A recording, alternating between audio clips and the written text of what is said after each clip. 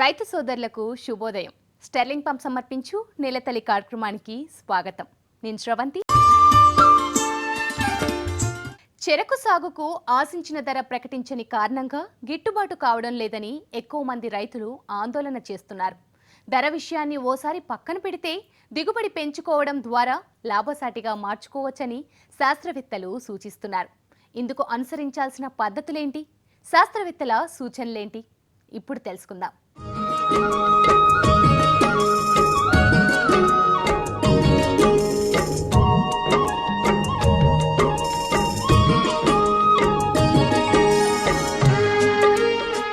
సాధారణంగా సంప్రదాయ పద్ధతిలో సాళ్లకు సాళ్లకు మధ్య 90 సెంటీమీటర్ల దూరం ఉంటుంది.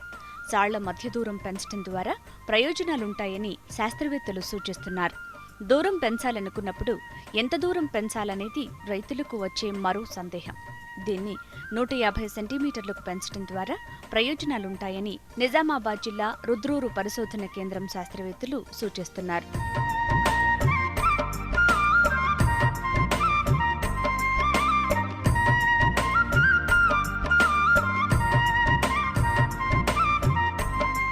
సాళ్ల మధ్య దూరం పెంచడం ద్వారా మొక్కకు గాలి, వెలుతురు తగిలి ఎత్తు ఎక్కువగా పెరుగుతుంది. దూరం పెంచడం ద్వారా రైతు ప్రాథమికంగా సీడ్ తక్కువగా ఉపయోగించవచ్చు. రసాయనాల వాడకము తక్కువ అవుతుంది. కూలీల ఖర్చు తగ్గుతుంది. వీటన్నింటికి తోడు దూరపు సాళ్ల చెరకు సాగు యాంత్రీకరణకు అనుకూలం. అంతర కృషి కూడా సులభం అవుతుంది.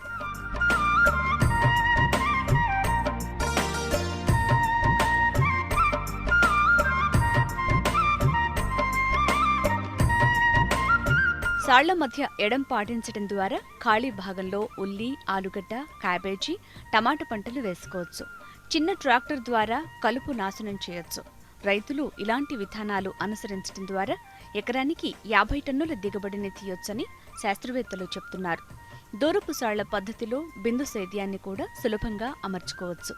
డ్రిప్ సిస్టమ్ ద్వారా ఎరువులను నేరుగా సరఫరా చేయొచ్చు. ఇది చెరుకు గడలకు ఎంతో లాభదాయకం. బిందు సేద్యంలో 40 నుంచి 50% నీటిని ఆదా చేయొచ్చు. ఫెర్టిలైజర్ వృధా కాకుండా దగ్గర పడుతుంది. సాగులో అనుసరించాల్సిన పద్ధతులను రుద్రూరు పరిశోధన కేంద్రం శాస్త్రవేత్త ప్రభాకర్ రెడ్డి వివరిస్తున్నారు. చెరుకులో దూరపు సాళ్ల పద్ధతి బాగా ప్రాచుర్యంలోకి వచ్చింది. సాంప్రదాయ చెరుకు సాగు పద్ధతుల్లో బోదెలు కాలువలు చేసుకొని 90 సెంటీమీటర్ల దూరం పెట్టుకొని సాగు చేస్తున్నారు రైతులు.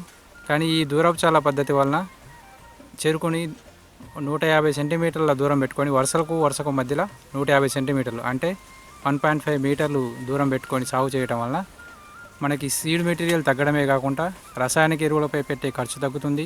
అంతేకాకుండా కూలీల కొరతను అధిగమించవచ్చు. కూలీలపై పెట్టే ఖర్చును కూడా తగ్గించుకోవచ్చు. అదేవిధంగా యాంత్రీకరణకు అనుకూలం.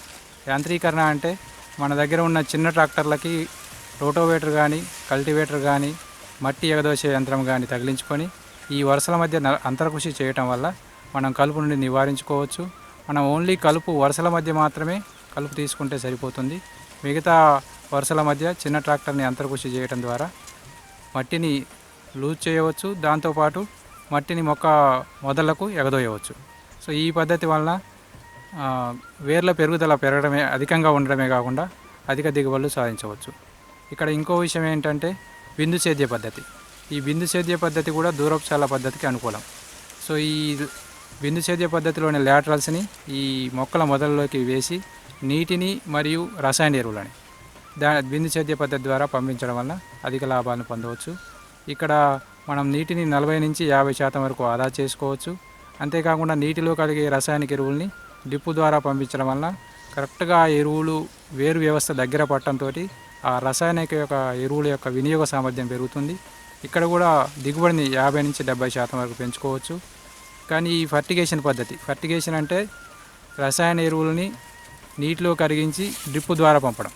సో ఈ ఫర్టిగేషన్ పద్ధతి ద్వారా దిగుబడి పెంచడమే కాకుండా రసాయన ఎరువుల వినియోగ సామర్థ్యం పెంచవచ్చు. అలాగే మనం నీటిలో కరిగే రసాయన ఎరువులను ఎంపిక చేసుకోవాలి. నత్రజని కోసం యూరియాని, భాస్వరం కోసం మోనో అమోనియం ఫాస్ఫేట్ని, పొటాషియం కొరకు ఎంఓపిని కూడా తెల్ల ఎంఓపిని మాత్రమే తీసుకోవాలి. సో ఈ 3 రసాయనిక ఎరువులు నీటిలో కరుగుతాయి.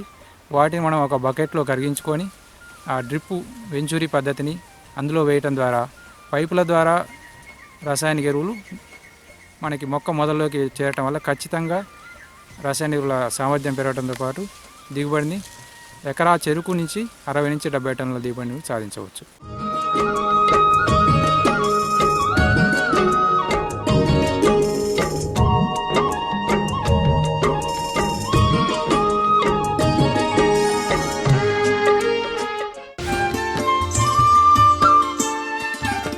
దిగుబడి పెంచుకోవడానికి ఇదొక మార్గమైతే ఖర్చు తగ్గించుకునే అనేక మార్గాలను శాస్త్రవేత్తలు పరిశీలిస్తున్నారు. సాళ్ల మధ్యలో మల్చింగ్ చేయడం ద్వారా రైతుకు అనేక ప్రయోజనాలు ఉంటాయని వివరిస్తున్నారు. అవేంటో తెలుసుకుందామా?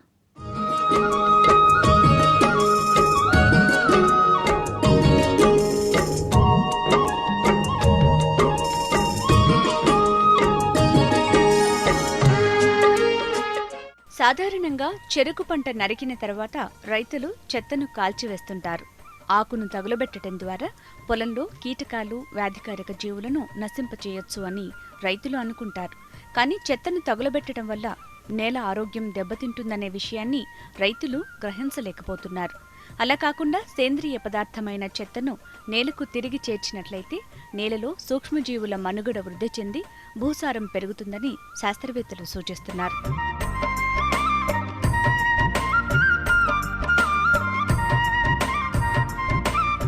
సాధారణంగా చెరుకు నరికిన తర్వాత ఎకరాకు 4 టన్నుల ఆకులు, మోడులు మిగిలిన మొదళ్ల రూపంలో తోటలో వ్యర్థాలుగా మిగిలిపోతాయి. దీనిని సాళ్లలో పరిచి కుళ్ళించిన సేంద్రియ ఎరువుగా వినియోగించటం వలన నేల భౌతిక స్వరూపం మెరుగుపడుతుంది. దీన్నే మల్చింగ్ అని అంటారు. భూమిలో తేమ ఎక్కువ కాలం నిల్వ ఉండటంతో పాటు పీక పురుగు ఉధృతి తగ్గుతుంది. చెరుకు కాల్చటం వల్ల ఏర్పడే వాతావరణ కాలుష్యం కూడా తగ్గించవచ్చు. ఢిల్లీ నగర చుట్టుపక్కల సాగు చేసిన రైతులు ఇటీవల ఆకుకు నిప్పు పెట్టడంతో నగరమంతా పొగ కమ్మేసింది. మల్చింగ్లో భాగంగా చెరకు నాటిన 3వ రోజు చెరకు చెత్తను సాళ్ల మధ్యలో పరచాలి. వర్షాలు పడిన తర్వాత ఎకరాకు 8 కిలోల యూరియా, 20 కిలోల సూపర్ ఫాస్ఫేట్ వేస్తే తొందరగా కూలి సేంద్రియ ఎరువుగా తయారవుతుంది. చెరకు చెత్త కప్పడం వల్ల భూమిలో తేమ 3.2 నుంచి 16% వరకు పెరుగుతుంది. కలుపు 60% వరకు నివారించవచ్చు. పీక పురుగు ఉధృతి 27% వరకు తగ్గుతుందని శాస్త్రవేత్తలు చెబుతున్నారు. 20% దిగుబడులు పెరుగుతాయని శాస్త్రవేత్తల పరిశోధనలో తేలింది. తేలిక నేలల్లో చెదలు సమస్య ఎక్కువగా ఉంటుంది. ఇటువంటి భూముల్లో చెత్త పరిచే ముందు హెక్టారుకు 25 కిలోల మిథైల్ పారాథియన్ చాళ్లలో వేయాలి. ఇలాంటి విధానాలతో చెరకు సాగులో పెట్టుబడి ఖర్చు తగ్గించుకుని దిగుబడి పెంచుకోవచ్చని శాస్త్రవేత్తలు వివరిస్తున్నారు. రైతులు చెరుకు నరికిన తర్వాత కాలబెట్టడం అనేది ఆనవాయితీగా వస్తున్న సాంప్రదాయం. సో ఈ పద్ధతిలో ఒక ఎకరా చెరుకు నుంచి 4 టన్నుల చెరుకు చెత్త వస్తుంది. ఈ చెరుకును నరికిన తర్వాత ఈ చెరుకు చెత్తని వరుసల మధ్యలో పరచడం వల్ల నీటి ఆదా అవుతుంది. నీరు ఆవిరిగా వెళ్ళిపోవడం అనేది తగ్గడం వల్ల నీరు ఆదా అవుతుంది. ఇంకొకటి కలుపు నివారించుకోవచ్చు. ఇంకో విషయం ఏంటంటే ఇది 6 నెలల్లో కరిగి కుళ్ళిపోయి సేంద్రియ ఎరువుగా మళ్ళీ మొక్కకు అందటం వల్ల నేలకు నత్రజని, భాస్వరం, పొటాషియం తగిన మోతాదులో మొక్కకు అందుతుంది. ఈ పద్ధతి వలన మనం వేసే రాసాయనిక ఎరువుల్ని 25% వరకు తగ్గించుకోవచ్చు. అంతేకాకుండా నేల కోతను కూడా అరికట్టవచ్చు. ఈ సేంద్రియ ఎరువులని మనం బయట నుంచి కొనుక్కొని వేసుకోవడం తగ్గించుకోవడంతో పాటు ఈ చెరుకు చెత్త ద్వారా వచ్చే ఎరువుల్ని నేలలో కలిపి వేయటం వల్ల నేల యొక్క భౌతిక లక్షణాలు, జీవ సంబంధ లక్షణాలు మెరుగవుతాయి. వానాకాలంలో వానలు పడిన తర్వాత ఈ చెరుకు చెత్తని తడుస్తుంది. దాని మీద ఎస్ఎస్పి వేస్తే తొందరగా కుళ్ళిపోయి సేంద్రియ ఎరువుగా కలిసిపోతుంది.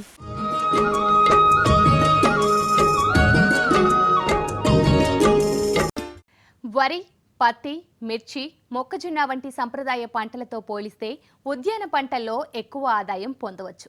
ఈ విషయం తెలుసుకున్న కొంతమంది రైతులు ఉద్యాన పంటల వైపు దృష్టి సారిస్తున్నారు. వీటిపై ఖచ్చితమైన దిగుబడి రాబడి కూడా ఎక్కువగా ఉండడంతో రైతులు వీటిపై మొగ్గు చూపేలా చేస్తోంది. జామ తోటల సాగును నమ్ముకున్న సంగారెడ్డి జిల్లా రైతులు మంచి దిగుబడి సాధిస్తున్నారు. వివిధ వెరైటీలను పండిస్తూ ఇతర రాష్ట్రాలకు ఎగుమతి చేస్తున్నారు.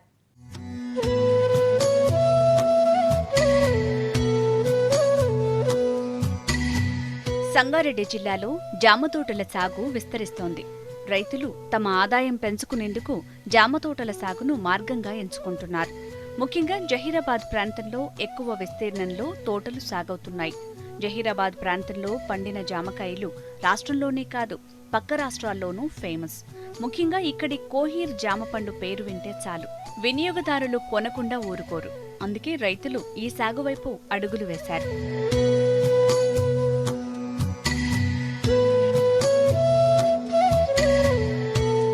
వాణిజ్య పంటలైన మిరప, పత్తితో పాటు ఇతర పంటలను సాగు చేస్తున్న వర్షాభావ పరిస్థితులు, విద్యుత్ కోతలు, సాగునీటి కొరత కారణంగా రైతులు నష్టపోతున్నారు. అందుకే ప్రత్యామ్నాయ సాగు వైపు కదులుతున్నారు. స్వల్ప పెట్టుబడులు, అధిక లాభాలు, కూలీలు అవసరం లేకపోవడంతో జహీరాబాద్ ప్రాంతంలో జామ తోటల సాగు విస్తరిస్తోంది.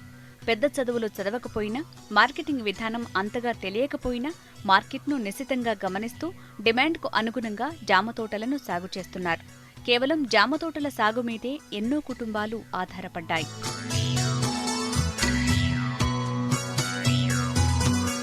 కోహిర్, అలియాబాద్ ఫాసిదా, సొర్రయ్య, లక్నో 49, లక్నో 47, లక్నో 46 లాంటి రకాలను ఇక్కడ పండిస్తున్నారు. ఒక ఎకరాలో దాదాపు 70 నుంచి 80 చెట్లు పెంచుతున్నారు. రసాయన ఎరువుల జోలికి వెళ్లకుండా పెంట ఎరువు వినియోగిస్తున్నారు. డ్రిప్ల ద్వారా లేదా కూలీలను పెట్టి చెట్లకు నీరందిస్తున్నారు. వర్షాకాలం, చలికాలంలో జామకు సీజన్ కావటంతో మంచి ఆదాయం పొందుతున్నారు. జామ టోటల్ అంటే అందరు తినొచ్చు, కానీ పంటల్లో 4 తీర్ల పంటలు ఉంటాయి. ఆ పంటల్లో ఏమున్నదంటే అలహాబాదు, సురయ్య, మళ్ళా అంటే సఫేదా అని, మళ్ళీ అందులో ఇంకొక 4 రకాల జామకాయలు ఉంటాయి. నా దగ్గర కూడా ఒక తోట ఉంది, అందులో డ్రిప్ ఉంది. డ్రిప్తో నేను కూడా పండిస్తాను. ఆ జామకాయలు అంటే చాలా మందికి తెలియదు. ఈ 4 తీర్ల పంటలు ఉన్నాయి కదా, చాలా మంచి దినుసు. దీన్ని అందరూ స్వచ్ఛంగా తినేటటువంటి దినుసు. దీని నుంచి మనకు సొంత మంచిగా ఫైదాలు ఉన్నాయి. ఇవి తినాలే, మంచి దినుసు అని జామకాయలని నేను చెప్తున్నాను. ఊరిలో జామ తోటలు చాలా ఉన్నాయి. మా దగ్గర కూడా తోట బాగుంది. ఆ జామ తోటలు అంటే ఇక్కడ మేము అదే పండిస్తాము. ఆ పంట నుంచే మా బతుకుతో మంచిగా ఉంది. ఆ పంటలు బాగున్నాయి. అందరూ అదే జామ పండు తినాలి. ఎక్కడ పోయినా కూడా, హైదరాబాద్ వచ్చినా కూడా కోహిర్ జామకాయలని వదిలినా కూడా ఇవే జామకాయలు చాలా ఫేమస్గా ఉన్నాయి. ఎక్కడ పోయినా కోహిర్ అంటే పిలిచి 1-2 కిలోలు తీసుకుని తినే అవకాశం ఉంది. మా దగ్గర కూడా తోట ఉన్నాయి. నాతో కూడా కోహిర్ల తోట ఉంది. నేను కూడా ఇదే పంట చీస్తాను, ఇదే పంట మీద బతుకుతాను. ఒక్కో చెట్టుకు 30 నుంచి 40 కిలోల జామకాయలు కాస్తాయి. సంవత్సరానికి 6,000 రూపాయల వరకు పెట్టుబడి అవుతుంది.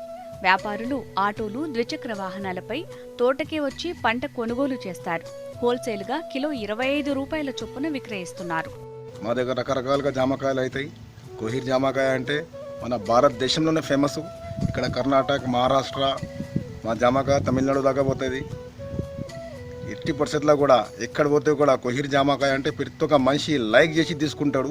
మా దగ్గర 6 రకాల జామకాయ అవుతుంది. ప్రతి ఒక్క అలగ్ రకం ఉంటుంది. మాకు ప్రజలు ఎక్కడ తీసుకుపోతే కూడా కోహిర్ జామకాయ అంటే కొద్దిగా ఇంట్రెస్ట్ తీసుకుంటారు.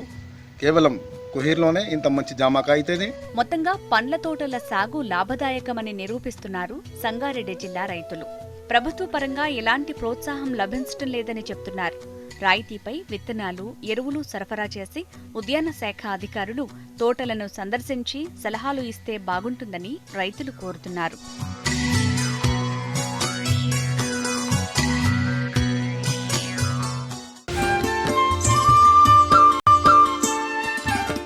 అభిరుచిని ఆదాయ వనరుగా మార్చుకున్నారు. కుందేలు పునరుత్పత్తి కేంద్రం ఏర్పాటు చేసి లాభసాటి ఆదాయం పొందుతున్నారు. 4 ఏళ్ల క్రితం చిన్నగా ప్రారంభించి ఇప్పుడు నెలకు 25,000 రూపాయలు సంపాదిస్తున్నారు.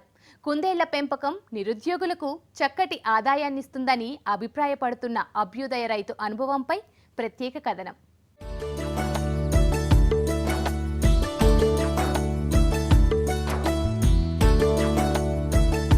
ప్రకాశం జిల్లా సింగరాయకొండకు చెందిన సంధాని భాష స్థానికంగా నీటి శుద్ధి కేంద్రం నిర్వహిస్తారు. 4 సంవత్సరాల క్రితం స్నేహితుల సలహాతో కుందేళ్ల పెంపకం ప్రారంభించారు. ప్రారంభంలో 120 ఆడ, 20 మగ కుందేళ్లు కొనుగోలు చేశారు. వీటికి 2 లక్షల రూపాయలు ఖర్చయ్యాయి. వీటి వసతి, పాక, ఆహారం అవసరాలకు మరో 1,00,000 రూపాయలు వెచ్చించారు సంధాని భాష. మొత్తం 3 లక్షల రూపాయల పెట్టుబడి పెట్టగా ప్రస్తుతం నెలకు 15 నుంచి 25,000 రూపాయలు వస్తున్నాయి.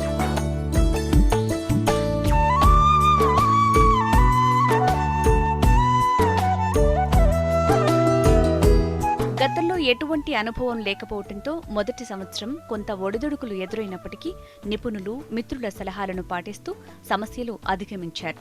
రెండో సంవత్సరం నుంచి చక్కటి లాభాలు పొందుతున్నారు. దీని నిర్వహణ కోసం 2 సహాయకులను నియమించారు. కుందేళ్ల పెంపకంలో శుభ్రత చాలా ముఖ్యం. అపరిశుభ్ర వాతావరణంలో అంటువ్యాధులు సోకే ప్రమాదం ఉంది. అందుకే కుందేళ్ల విసర్జన పదార్థాలు వెంటనే బయటికి వెళ్లేట్టు గొట్టాల ద్వారా ఏర్పాటు చేశారు.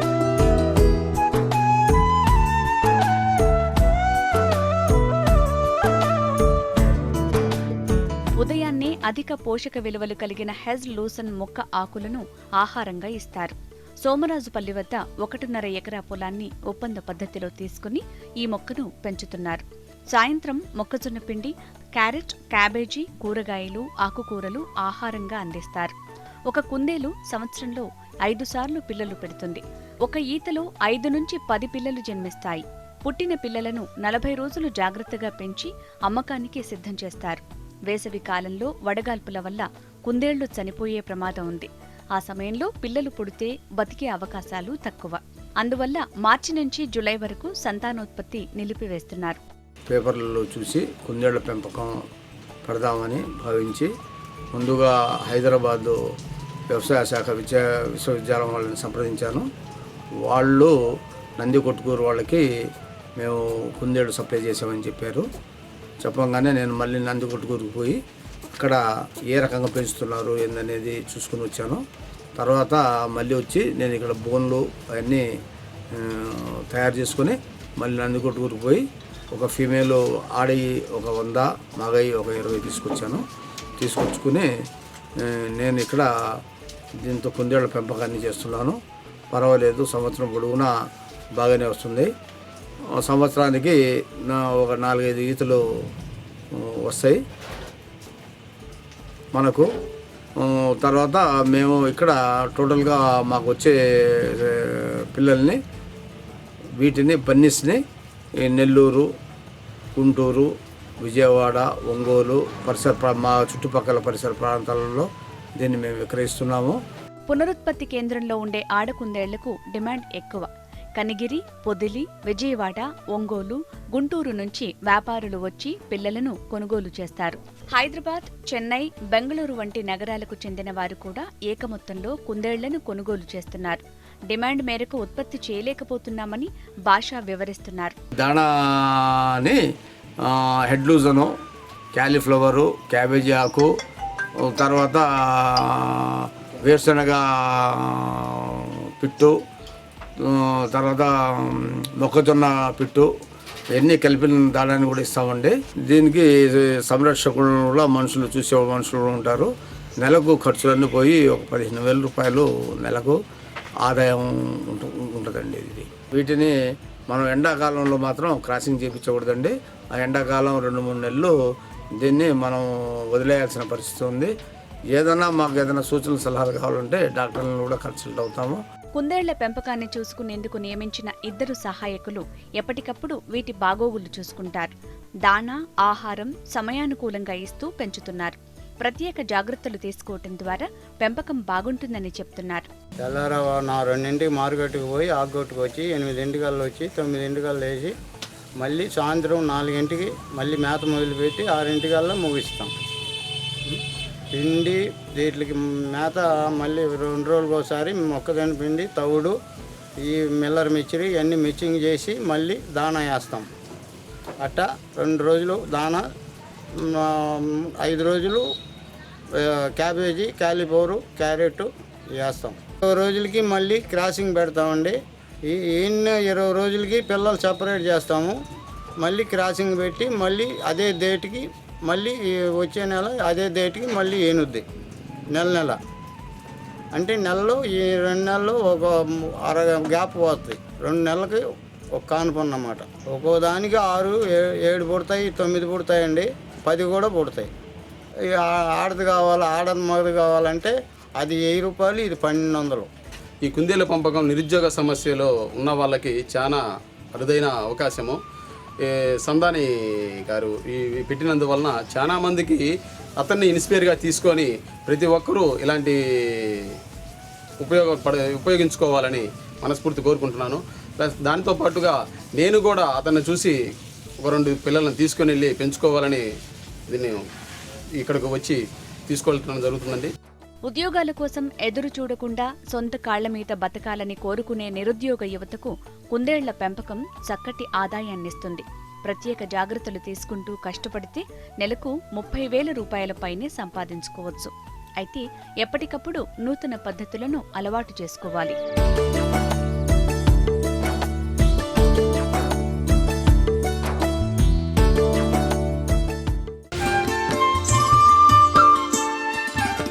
ఇవి ఇవాల్టి స్టెర్లింగ్ పంప్ సమర్పించు నేలతల్లి కార్యక్రమం విశేషాలు. నమస్తే.